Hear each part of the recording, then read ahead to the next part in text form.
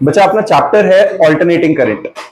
Alternating current का मतलब पता है, हमने जिस टाइम पे जनरेशन की बात करी थी, जिस टाइम पे हम ये बात करते हैं कि भाई इलेक्ट्रिसिटी जनरेट हो रही है, तो इलेक्ट्रिसिटी जनरेट होते हुए क्या हो रहा होता है, याद है तुम्हें? एक हमारे पास एक डेरिवेशन थी, when a rectangular coil is rotated in magnetic field. Rectangular coil को अगर मैं मैग्नेटिक फील्ड में रोटेट कर रहा हूं तो क्या होता है, अगर हमारे पास ये एक रेक्टेंगल है, अगर ये रोटेट हो रहा है मैग्नेटिक फील्ड में, पहले ना इसके कौन से वाले हिस्से पे ध्यान देना, यहाँ पे जो व्हाइट वाला पार्ट है जहां बाइंडिंग नहीं है, फिर इस पे अगर मान लो ये रोटेट हो रहा है इधर को, तो जब ये इधर से इधर हो रहा है, हमारे पास इधर को रोटेट होके जा रहा है, इधर को रोटेशन के टाइम पे इसके अंदर करंट कहां को इंड्यूस होगी, लेटेस्ट अज्यूम इधर होता है, जिस भी डायरेक्शन में होगी, लेकिन जब ये यहां पहुंचेगा और ये वापस इस साइड आएगा, तो करंट की डायरेक्शन ऑपोजिट होनी चाहिए, होनी चाहिए कि नहीं? ये हमने डेरिवेशन करी भी थी कि अगर हमारे पास एक करंट कैरिंग कंडक्टर अगर स्क्वायर लूप के अंदर है, उसके एक आर्म को देखेंगे, जब वो घूम के इधर आ रहा है, तो उसके अंदर जो डायरेक्शन अगर अपवर्ड है तो इधर आते हुए डाउनवर्ड आ रही है, तो उसमें बेसिकली हो क्या रहा है, करंट एक बार पॉजिटिव और एक बार नेगेटिव साइकिल दे रही होती है, प्लस माइनस ऐसे जनरेट हो रही होती है। ऑल्टरनेटिंग का मतलब ही क्या होता है, एक बार पॉजिटिव एक बार नेगेटिव, ऑल्टरनेट पे पॉजिटिव प्लस माइनस ऑल्टरनेट पे negative, that is alternating current. अब ये ऑल्टरनेटिंग करंट की जब हम बात कर रहे हैं तो एक्चुअल में होता है, करंट से शुरू करते हैं। हमारे पास जब हम करंट की बात कर रहे हैं, दो तरह की करंट है, alternating current and direct current. पहले डायरेक्ट को समझ लेते हैं। डायरेक्ट करंट क्या है बच्चे, जैसी हमें बैटरी से मिलती होती है। बैटरीज पता है सबको क्या होती है ना? बैटरीज अपने को पता है, सेल अपने को पता है। सेल पोटेंशियल या बैटरीज के थ्रू जिस टाइम पे इलेक्ट्रिक करंट का फ्लो होता है, तो वो उस करंट को हम कहते हैं यूनिडायरेक्शनल, सिंगल डायरेक्शन है, कोई प्लस माइनस नहीं, उसके सिर्फ दो टर्मिनल है, एक प्लस एक माइनस, ऐसा ही है, दो टर्मिनल है सीधा सीधा, और उसकी डायरेक्शन कभी स्विच नहीं करेगी। तो वो जो हमारे पास है उसको हम क्या कहते हैं, डायरेक्ट करंट। और एक होता है ऑल्टरनेटिंग करंट। ऑल्टरनेटिंग करंट कौन सी करंट, जो हमारे पास घर में आ रही है, हमारे पास जो खंबे से वायर निकल के आता है, बिजली के मीटर के थ्रू होते हुए हमारे घर पे जो सप्लाई पहुंचती है, वो ऑल्टरनेटिंग करंट पहुंचती है। हमारे डिवाइसेस को वो अलग बात है कि डीसी ज्यादा चाहिए, काफी ज्यादा, काफी सारे डिवाइसेस को, जैसे अगर ये एलईडी लगी हुई है, हमारे पास फोन के चार्जर्स हैं, तो मेनली ये सारे डायरेक्ट करंट पे चलते हैं। तो जो तुम्हारा अडेप्टर लगा होता है, उस अडेप्टर के अंदर क्या लगा होता है, रेक्टिफायर, जो अल्टरनेटिंग करंट को डायरेक्ट करंट के अंदर कन्वर्ट कर रहा होता है। रेक्टिफायर ऑलरेडी हमने समझा हुआ है ना? तो ये जो ऑल्टरनेटिंग करंट है बेसिकली ये क्या, फ्लक्चुएटिंग करंट। अब जब हमें चाहिए डीसी है तो मैं ऑल्टरनेटिंग क्यों भेज रहा हूं, पहला तो ये मुद्दा, उसके बारे में बाद में डिस्कस करेंगे। ड्रॉबैक्स एंड जो बेसिकली सपोर्टिव कंडीशंस है, या जो हमारे पास ये लगा लो कि हमारे पास बेनिफिट्स ऑफ यूजिंग एसी, उसके बारे में हम आगे चल के बात करेंगे। लेकिन मेन कहानी है भाई, जो बैटरीज के थ्रू, जो सेल के थ्रू सप्लाई आ रही है वो डीसी है, डायरेक्ट करंट, और जो बाहर खंबे से डायरेक्ट करंट हमारे पास सीधी सीधी खंबे के वायर के थ्रू पहुंच रही है, वो ऑल्टरनेटिंग करंट आती है। तो ये ठीक है, इसको डिस्टिंग्विश करेंगे। एक बार पहले डायरेक्ट करंट की डेफिनेशन पढ़ते हैं। डायरेक्ट करंट हमारे पास क्या होती है बेटा, जो डीसी है, the primary source of EMF in such circuit is battery and the basic circuit element is ohmic resistance.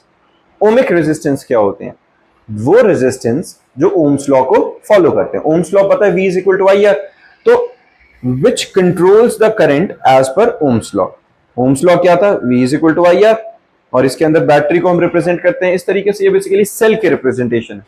ये मल्टीपल सेल लगा देंगे तो इसी को हम क्या कहेंगे, ये बैटरी बन गई है। क्लियर बात है ये वाली। अब ऑल्टरनेटिंग करंट क्या होती है, ऑल्टरनेटिंग करंट अपने पास है बच्चा, it is the current whose magnitude changes continuously with time and whose direction is reversed periodically। क्या हो रहा है, हर बार इसका क्या रह रहा है बच्चे, मैग्नीट्यूड कॉन्टिन्यूसली चेंज कर रहा है, और इसकी डायरेक्शन हर बार क्या हो रही है, ऑल्टरनेटिवली, पीरियोडिकली अपने आप को क्या कर रही है, स्विच कर रही है। एक बार पॉजिटिव एक बार नेगेटिव, पॉजिटिव नेगेटिव। और ये जो वेव बन रही है तुम्हें यहां दिख रही है, ये वेव बेसिकली क्या होती है, साइन वेव, साइनोसोडल वेव। एक बार वैल्यू इंक्रीज कर रही है, पहले यहां पे क्या हो रहा है, यहां पर वैल्यू जीरो से मैक्सिमम पे गई, मैक्सिमम से फिर जीरो पे आई, जीरो से फिर मिनिमम पे आई, फिर इधर गई। तो जब ये जीरो से मिनिमम पे आ रही है, बेसिकली ये पॉजिटिव से नेगेटिव साइकिल में आ रही है, तो डायरेक्शन स्विच कर गई, इधर से ऊपर गई, वापस से डायरेक्शन पॉजिटिव में आ गई, यहां पे फिर डायरेक्शन स्विच कर गई। लेकिन तुम्हें एक चीज दिख रही है, ये यूनिफॉर्म नहीं है। ये कांस्टेंट नहीं है। जबकि अगर मैं डीसी करंट बनाता यहाँ पे, तो डीसी करंट कैसे जाती है हमारी, डीसी के लिए एक स्ट्रेट लाइन चली जाती है बिल्कुल ऐसे, ठीक है। जो हमारे पास डीसी बनती वो बिल्कुल एक सीधी लाइन चली जाती, यानी कि उसके अंदर किसी तरीके की कोई वेरिएशन नहीं है, उसका मैग्नीट्यूड बिल्कुल फिक्स रहेगा और ना ही उसकी डायरेक्शन चेंज होगी। That is pure DC. समझ में आई ये बात? ये तो हमारे पास जो ऑल्टरनेटिंग करंट होती है वो साइनोसॉइडल वेव से हम उसे रिप्रेजेंट कर रहे हैं और वो पीरियोडिकली अपना साइन चेंज कर रही है। अब अगर मैं क्या बोल रहा हूं, साइन वेव के हिसाब से चल रही है। अब देखो, अगर मेरे पास लेट अस अज्यूम कोई करंट है आई, अब मैं क्या बोल रहा हूं, उस आई की वैल्यू साइन वेव के हिसाब से चेंज कर रही है, तो उसको साइन थीटा से मल्टीप्लाई कर दूं, तो जो जिस फ्रैक्शन में साइन चेंज हो रहा होगा, साइन कौन, साइन जो अपना ट्रिग्नोमेट्रिक रेशियो साइन थीटा, जिस फ्रैक्शन में वो चेंज हो रहा होगा उसी फ्रैक्शन में ये हमारी करंट की वैल्यू निकलती रहेगी टाइम टू टाइम। तो हमने इसको कैसे रिप्रेजेंट किया, साथ में लिखते चलेंगे बच्चे, I is equal to I naught sine omega T, या I is equal to I naught cos omega T. मैं जिस मर्जी तरीके से दोनों, क्योंकि साइन फंक्शन लिखो या कॉस फंक्शन लिखो वो सेम ही बात होती है ना, दोनों के दोनों पीरियोडिक फंक्शन है, दोनों के दोनों सेम प्रॉपर्टी पोजेस करते हैं। तो इसमें चाहे तुम इसको साइन से रिप्रेजेंट करो चाहे तुम इसे कॉस से रिप्रेजेंट करो, दोनों वैलिड है। ठीक बात है बच्चा, क्लियर है? अगर कॉस वेव होती तो ये नीचे वाली इस वेव की तरह हम रिप्रेजेंट कर देते। तो है तो दोनों के दोनों पीरियोडिक वेव ही, वही ऑल्टरनेट पोजीशन पे प्लस माइनस स्विच करेगा। डन। अब इसमें अगर तुम देखोगे यहां पर आई और आई नॉट ओमेगा और टी क्या है, आई हमारे पास है इंस्टेंटेनियस वैल्यू ऑफ करंट। आई क्या है बच्चा, इंस्टेंटेनियस वैल्यू, किसी भी इंस्टेंट पे, किसी सर्टेन इंस्टेंट पे जो करंट होगी। और आई नॉट क्या है, it is the peak value और maximum value of AC, also called amplitude. Clear है? आई नॉट क्या है, एम्पलीट्यूड। जैसे ये अगर मैं इस ग्राफ के अंदर रिप्रेजेंट करूं तो ये जो वैल्यू है, ये वाली जो वैल्यू है, ये क्या है, ये आई नॉट को रिप्रेजेंट कर रही है, जो इसकी ये वैल्यू आएगी और इसी को हम एम्पलीट्यूड कहते हैं वेव का। तो ये जो आई नॉट है ये मेन मैक्सिमम वैल्यू या पीक वैल्यू कहलाएगी। तो आई जो निकलेगा, इंस्टेंटेनियस करंट निकलेगा, that will be product of maximum value या peak value and sine theta. अब थीटा क्या है यहाँ पे, ओमेगा टी। ओमेगा क्या होता है बेटा हमारे पास, ओमेगा हमारे पास होता है एंगुलर फ्रीक्वेंसी। एंगुलर फ्रीक्वेंसी का मतलब या एंगुलर वेलोसिटी का मतलब क्या होता है, displacement by time taken 2 pi by t। और 1 बाय t को मैं क्या लिख सकता हूं, न्यू। जो फ्रीक्वेंसी होती है सबको पता ही है, 1 बाय t को मैंने न्यू लिख दिया, तो ओमेगा की वैल्यू 2 पाई न्यू आ गई हमारे पास। किसी को परेशानी? अब t हमारे पास टाइम पीरियड आ गया। AC is a sine function of t और कोसाइन फंक्शन ऑफ t। ऐसे ही मैं अगर EMF को रिप्रेजेंट करूं तो EMF भी सेम क्या आएगा, E not sine omega T. E not क्या आ गई है, मैक्सिमम वैल्यू, मैक्सिमम EMF या peak value of EMF, and sign omega T, omega वही हमारी angular frequency, T time period, या फिर कॉस से रिप्रेजेंट कर सकते हैं। किसी बच्चे को यहां तक दिक्कत आई है? अभी बिल्कुल बेसिक बात चल रही है हमारे पास साइन और कॉस के रिप्रेजेंटेशन के साथ। हाँ जी गोविंद, पक्का? चलो, अब वोल्टेज अक्रॉस प्योर इंडक्टर क्या रहेगा? देखो, वोल्टेज अक्रॉस प्योर इंडक्टर, ये इंडक्टर एकदम से कहां से इंट्रोड्यूस हो गया? अब यहां छुपी हुई है बातें पिछले चैप्टर के अंदर। याद है पिछले चैप्टर में हमने एक बात करी थी, सेल्फ इंडक्शन जैसे कुछ। मैंने उस वक्त 3 नाम लिए थे। मैंने कहा था रेजिस्टर की रेजिस्टेंस, कैपेसिटर की कैपेसिटेंस, इंडक्टर की इंडक्टेंस। इंडक्टर क्या होता है? कोई नहीं, नॉर्मल एक कॉइल को इंडक्टर कह रहे हैं। एक कॉइल, हमने बस कॉइल है जिसको घुमा दिया है, सोलिनॉइड जैसा कुछ बना दिया, वो हमारे पास एक सिंपल कॉइल है। रेजिस्टेंस थोड़ी ठीक ठाक हो। अब रेजिस्टेंस ना होके उसकी इंडक्टेंस क्यों होगी? इंडक्टेंस क्या होती है? हमने सेल्फ इंडक्शन पढ़ा था। सेल्फ इंडक्शन क्या था बच्चा? जिसमें करंट इंड्यूस हो रहा था। किसके अंदर? अपने ही अंदर। करंट नहीं, या ये कहो कि ईएमएफ इंड्यूस हो रहा था, लेकिन उस चेंज के ऑपोजिट। कौन सी चेंज? जो उसके अंदर ऑलरेडी करंट फ्लो हो रही थी। अगर उस करंट के मैग्नीट्यूड में कोई चेंज आएगा तो उस चेंज को कंपनसेट करने के लिए, कॉम्प्रोमाइज करने के लिए, उसी कॉइल के अंदर ऑपोजिट डायरेक्शन में एक ईएमएफ इंड्यूस हो रहा था, and that induction is known as self induction. वो कब हो रहा था? वो तब हो रहा था अगर उस कॉइल के अंदर किसी भी तरह के करंट में चेंज आ रहा था। अब यहां तो कॉन्टिन्यूअस चेंज है, एसी के अंदर तो कॉन्टिन्यूअसली वो फ्लक्चुएटिंग वेव है। दैट मींस करंट का मैग्नीट्यूड और उसकी डायरेक्शन ऑल्टरनेटिवली लगातार बदल रहे हैं। तो अगर कॉन्टिन्यूअसली चीजें चेंज होती जा रही हैं अगर ऐसा हो रहा है तो उसके अंदर ईएमएफ इंड्यूस होगी। अगर ईएमएफ इंड्यूस होगी वो हमेशा ऑपोजिट डायरेक्शन में होने वाली है। तो अगर कोई चीज चेंजिंग करंट या हम जो अप्लाई कर रहे हैं उसके ऑपोजिट डायरेक्शन में कुछ होगी, रेजिस्टेंस भी तो यही करती है। रेजिस्टेंस का काम क्या है, हमने स्विच ऑन किया, करंट जानी चाहिए, रेजिस्टेंस क्या कह रही है, नहीं जाने देगी, तो वही अपोज करने वाली प्रॉपर्टी हुई। कैपेसिटर का काम क्या है, हमने भेजी करंट, वो कहता है मैं स्टोर कर लूंगा, नहीं आगे जाने दूंगा, कैपेसिटेंस होगी। इंडक्टर में क्या है, मैंने फ्लक्चुएटिंग करंट भेजी, वो कहता है मैं चेंज नहीं होने दूंगा, बढ़ाओगे तो घटाऊंगा, घटाओगे तो बढ़ाऊंगा, अपोज कर रहे हैं, इंडक्टेंस आ गई। समझ में आई? तो कॉइल के अंदर से अगर मैं डीसी भेजूंगा तो कोई दिक्कत नहीं, लेकिन अगर मैं एसी भेजूंगा जो कि रेगुलर फ्लक्चुएट कर रही है, कॉन्टिन्यूसली उसका मैग्नीट्यूड या डायरेक्शन चेंज कर रही है, तो उस चेंज के ऑपोजिट डायरेक्शन में ईएमएफ इंड्यूस होगा। That induced EMF is given by L d I by d t. हमने किया था लास्ट टाइम, याद है? तो एल हमारे पास क्या आता है बच्चा, L is coefficient of self induction, d I by d t is rate of change of current. Done है ये। सिमिलरली अगर मैं आइडियल कैपेसिटर की बात करूं तो वो तो Q is equal to CV होता है, पता है? Ideal capacitor Q is equal to CV, charge stored is equal to capacitance into potential difference. Current क्या आएगा, dQ बाय dt, और d by dt of CV, Q की value CV substitute करी, C बाहर निकाला, dV बाय dt आ गया। dV bye dt क्या आया, rate of change of potential. Done है बच्चा, किसी को दिक्कत है इसमें? सिंपल रिलेशन लिखा है हमने और कुछ नहीं किया। अब यहां एक सिंपल सी डेफिनेशन आती है ट्रांजिएंट करंट। देखो ट्रांजिएंट करंट होती क्या है भाई, ट्रांजिएंट करंट बेसिकली कुछ ऐसी इलेक्ट्रिक करंट की बात करी जा रही है जो बहुत कम सेकंड, इतना किया एकदम से पीक वैल्यू पे पहुंची, इतना टाइम एकदम से नीचे आ गई, बहुत कम सेकंड का टाइम लेगी या बहुत ही कम टाइम लेगी अपनी मैक्सिमम ग्रोथ या डिके के अंदर। समझ रहे हो? ट्रांजिएंट करंट बेसिकली क्या हुआ, such electric currents which vary for small finite time while growing from zero to maximum value or while decaying from maximum value to zero value are called transient current। समझ में आई? DC लगा लो, direct current क्या करेगी, मैंने switch on किया 0 1 2 3 4 5 एकदम से 5 amperes पे पहुंच गई, स्विच ऑफ किया 5 4 3 2 1 0 एकदम से नीचे आ गए।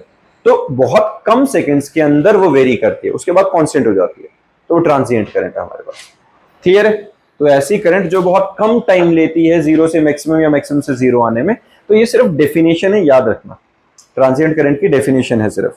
अब यहां एक टॉपिक है बच्चा, ये growth and decay of current in inductor या बाकी और के अंदर, ये आउट ऑफ सिलेबस है, ये बोर्ड्स में नहीं है, इवन कॉम्पिटिटिव के अंदर भी ये नहीं है।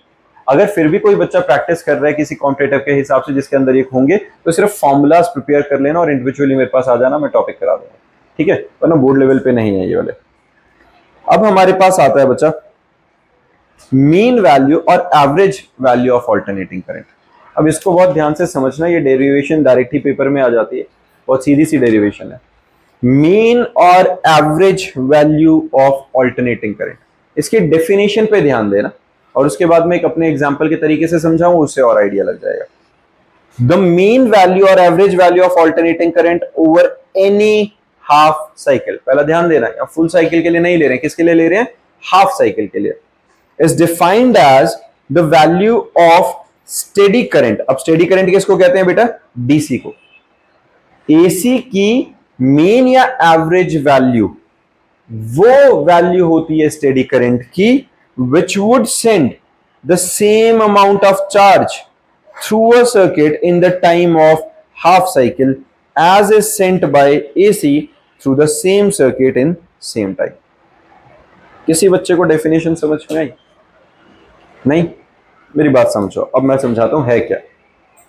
हमारे पास सिंपल से एक एग्जांपल रखते हैं बॉयज और गर्ल्स का। हमने कहा कि यहां पर लेट अस अज्यूम कुछ बॉयज हैं, वो बुक्स उठा के लाएंगे, नीचे रखी हुई है, ठीक है, और उन्होंने लगाए 10 मिनट 100 बुक्स को ऊपर लाने में। 10 बुक्स को लेकर आए हैं 100, मतलब 10 मिनट में 100 बुक्स को ऊपर लेके आए हैं कुछ लड़के। अब सेम 100 बुक्स को कितनी लड़कियां 10 मिनट में लेकर आएंगी? अब लेटर्स मान लेते हैं कि लड़कों में फिजिकल स्ट्रेंथ ज्यादा है, वो ज्यादा किताबें उठा के ले आए होंगे। मान लेते हैं बहुत ज्यादा लगे तो कोई 5 लड़के थे जो 10 मिनट के अंदर 100 किताबें ऊपर ले आई।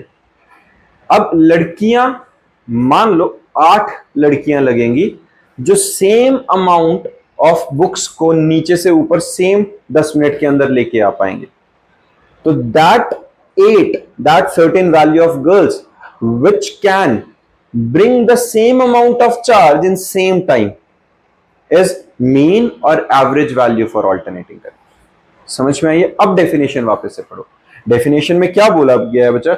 मीन और average value of alternating current over any half cycle t by 2 is defined as that value of steady current। AC की एवरेज वैल्यू कौन सी? जैसे बॉयज की एवरेज या मीन वैल्यू हम निकाली तो गर्ल्स की टर्म्स में निकाली। एवरेज वैल्यू ऑफ एसी किसकी टर्म्स में निकली?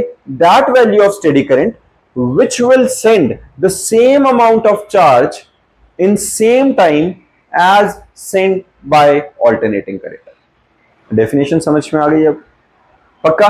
तो डीसी की वो वैल्यू करंट की जो बिल्कुल बराबर उतना ही चार्ज उतने ही समय में भेजेगी जितना एसी ने भेजा था, उस डीसी की वैल्यू को, उस करंट की वैल्यू को, स्टेडी करंट की वैल्यू को हम कहते हैं कि वो मीन या एवरेज वैल्यू आ गई ऑल्टरनेटिंग करंट। क्लियर है? ठीक है। अब डेफिनेशन के हिसाब से ही हम इसको डेरिवेशन को कंटिन्यू करेंगे। देखो हमारे पास करंट क्या है बेटा? I is equal to I naught sine omega t. ये क्या होता है? Alternating current. पता है अपने को करंट का फॉर्मूला क्या होता है? Rate of flow of charge dq by dt। सीधा total charge q sent by AC in half cycle, dq की वैल्यू आई dt आ गई।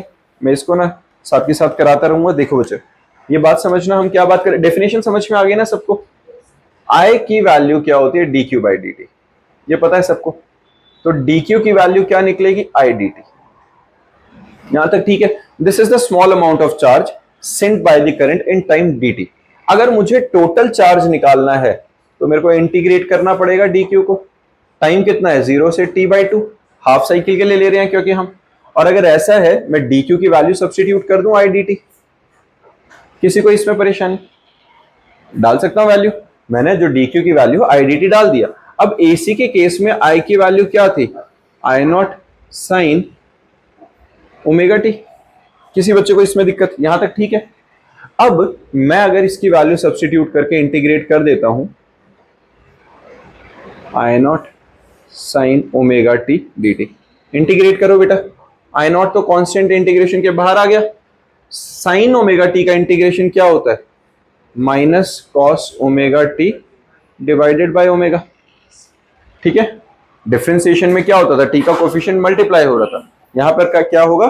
जो कोफिशिएंट है वो डिवाइड होता है। और यहां पर लिमिट कहां से कहां जा रही है? 0 से टी तक। Upper limit minus lower limit substitute करते हैं। आई नॉट बाय ओमेगा, हाँ sorry T by 2, limit substitute करो। माइनस माइनस भी बाहर लिख लेते हैं अभी के लिए। अपर लिमिट क्या है? Cos omega T by 2 minus cos 0। ऐसा बन गया ये। कॉस 0 की value 1, I naught by omega cos T omega, ये ओमेगा टी बाई 2 माइनस 1। किसी को यहां तक परेशानी? बिल्कुल ठीक है। अब एक बात बताओ बच्चा, ओमेगा की वैल्यू क्या होती है? 2 पाई बाई टी होती है कि नहीं? ओमेगा क्या होता है? Angular frequency, angular velocity. Angular displacement 2 pi by T हुई, क्रॉस मल्टीप्लाई करेंगे तो ओमेगा इंटू टी 2 पाई के इक्वल हुआ।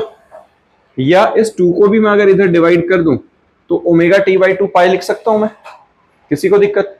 तो यहां मैं पाई वैल्यू सब्स्टिट्यूट कर दूं, I naught by omega cos pi minus 1। हुआ कि नहीं? कॉस पाई की वैल्यू क्या होती है बच्चा? हाँ जी, किसी को परेशानी? कॉस पाई की वैल्यू -1, कॉस 180 की वैल्यू पता है सबको? कॉस पाई की वैल्यू क्या होती है? -1 सब्स्टिट्यूट कर दो और नेगेटिव बाहर चल ही रहा था। Minus I naught by omega -1 तो टोटल निकल के माइनस माइनस -2 और नेगेटिव बाहर का हट गया 2 आई नॉट बाय ओमेगा। ये हमारे पास टोटल चार्ज आ गया कि नहीं? किसी को परेशानी? अब ये जो हमारे पास टोटल चार्ज आया है यहां पे, अब टोटल चार्ज की डेफिनेशन क्या ली थी हमने? हमने कहा था मीन और average value is that value of steady current which will send the same amount of charge in same time। that means अगर मैं चार्ज Q की बात कर रहा हूं, इतना ही चार्ज तब फ्लो हुआ था, उतना ही चार्ज अब फ्लो हुआ है, but it is sent by mean और average value in same time. ऐसी बात हुई कि नहीं? यही हुई ना। हमने कहा T/2 टाइम के अंदर जो हमारी मीन या average value of steady current होगी उसने उतना ही चार्ज भेजा होगा। तो ये भी चार्ज है और ये भी चार्ज, और ये चार्ज सेम रहेंगे दोनों, क्योंकि एज पर डेफिनेशन ही हम यही लेके चल रहे थे कि जितना चार्ज एसी ने हाफ साइकिल में भेजा है उतना ही चार्ज इस एवरेज वैल्यू ने सेम भेजा होगा। तो दोनों चार्जेस की वैल्यू इक्वेट कर दूं मैं। बात समझ में आ रही है मैं क्या कर रहा हूं? प्रज्ञा पक्का? बच्चे सबको पता चल रहा है? हाँ जी बेटा एक बात बताओ, चार्ज का फॉर्मूला क्या होता है? Current into time. अब हम अगर जो स्टेडी करंट की बात करें, टोटल चार्ज कितना था? Q। करंट कितनी थी? Im। टाइम था T/2, डायरेक्ट मल्टीप्लाई कर दिया। और एज पर definition it is the same amount of charge which is sent by alternating current in same amount of time. Equate कर देते हैं यहां से। तो अगर हम इनको इक्वेट करते हैं कितना आ रहा है? Im into T/2 is equal to 2I0 omega. निकला कि नहीं? किसी बच्चे को इसमें परेशानी? मैं इक्वेट कर सकता हूं। Im की वैल्यू निकाल लो। Im की वैल्यू कितनी निकल गई बच्चे? Im is equal to 4 times I0 by omega t. लिख सकता हूं मैं? किसी को दिक्कत? अब एक बात बताओ, ओमेगा इंटू टी की वैल्यू तो 2 पाई आएगी कि नहीं? अगर मैं इसी रिलेशन को फिर से यूज करूं, ओमेगा टी की वैल्यू क्रॉस मल्टीप्लाई करोगे तो 2 पाई आएगी। डाल दो यहां वैल्यू, 4I0 बाई 2 पाई, तो ये 2I0 बाय पाई। निकला कि नहीं? किसी को दिक्कत? पता चला गोविंद? समझ में आ रहा है बच्चे? हाँ जी ठीक है ना। तो हमारे पास यहां तक किसी को परेशानी आई है बच्चा? 2I0 by pi. अब पाई की वैल्यू सब्स्टिट्यूट कर दो तो मेरे पास Im की जो वैल्यू आ गई है वो निकल गई है 2I0 बाय पाई। पाई की मैं डायरेक्ट वैल्यू अगर सब्स्टिट्यूट कर रहा हूं तो मेरे पास कितना आ रहा है? ये it is equal to 0.637 I0। Done है? इस वैल्यू को याद ही कर लेना। पाई की वहां 3.14 डाल के डिवाइड करने बैठोगे, फाइनल रिजल्ट आएगा सेम ही आएगा, लेकिन इस वैल्यू को तो वैसे भी याद रख लो। ये डायरेक्ट न्यूमेरिकल्स के अंदर यूज करनी पड़ेगी, किसी कंसेप्चुअल में यूज करनी पड़ेगी, तो सॉल्व करने मत भागना।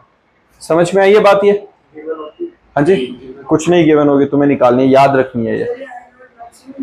I0 is the maximum value of current. तो average value of alternating current तो जाहिर सी बात है उससे कम ही रहेगी ना, क्योंकि वो तो फ्लक्चुएटिंग है, पीक और जीरो के +1 -1 के बीच में घूम रही है। समझ में आई है बच्चे? ये किसी बच्चे को इसमें दिक्कत? तो अगर मैं ये बात करूं कि भाई परसेंटेज में बताना है, तो परसेंटेज में क्या हुई? एवरेज और mean value is 63.7% of I0। यही निकला है ना। अगर मैं परसेंटेज में करूंगा तो इंटू 100 कर देंगे, परसेंटेज बन जाएगा। तो 63.7% off peak value of current. किसी को दिक्कत इसमें? पक्का ठीक है? अब यही डेरिवेशन, हाँ जी, अब यही डेरिवेशन आएगी मीन और average value of alternating EMF. अब मीन और average value of alternating EMF में सेम डेरिवेशन कैसे? बिल्कुल सेम डेफिनेशन। एक बार देखो हमारे पास क्या है, द मीन और average value of alternating EMF over a half cycle is that value of constant EMF which would send same amount of charge through a circuit in the time half cycle as is sent by alternating EMF through the same circuit in same time। बिल्कुल same definition, जहां current था बस वहां EMF लिख दिया। Derivation पे भी ध्यान दो, E is equal to E0 sin omega t alternating current. I का फॉर्मूला क्या होता है? E by R। मैंने E0 sin omega t by R लिख लिया। dq क्या होता है? I dt। तो I की वैल्यू क्या है? E0 sin omega t by R लिख लिया। देन है अब टोटल चार्ज Q, dq 0 से t/2 के तक इंटीग्रेट कर देते हैं, E0 by R sin omega t। ध्यान से देखो बिल्कुल सब कुछ सेम है, सिर्फ E0 by R लग गया साथ में। वहां I0 था, I0 की जगह E0 by R डल गया और बिल्कुल सेम सब कुछ वैल्यू सब्स्टिट्यूट होती जा रही है। सेम वही -1 वही -2, और सॉल्व होके जब हमारी वैल्यू डली है तो total charge is equal to current EM by R into T/2। ये बात समझ में आ रही है? जो टोटल चार्ज है EM इज द मीन और एवरेज वैल्यू, तो total charge is equal to average value of EMF by resistance into time, this is the total value for charge. इसको इस वैल्यू से इक्वेट किया, आर से R cut गया, cross multiply किया, same answer तक पहुंच गए, E is equal to 2 by pi E naught. 2 by pi की वैल्यू सब्स्टिट्यूट करी 0.637 ई नॉट और 63.7% ऑफ ई नॉट। पता चला बिल्कुल एज इट इज स्टेप्स हैं और सेम रिजल्ट है। ये तुम्हें मीन या एवरेज वैल्यू की डेरिवेशन और ये फाइनल रिजल्ट याद रखना। आज के लिए इतना करते हैं इंट्रोडक्शन की तरह, बाकी नेक्स्ट डेरिवेशन नेक्स्ट क्लास में रूट मीन स्क्वायर से स्टार्ट करेंगे।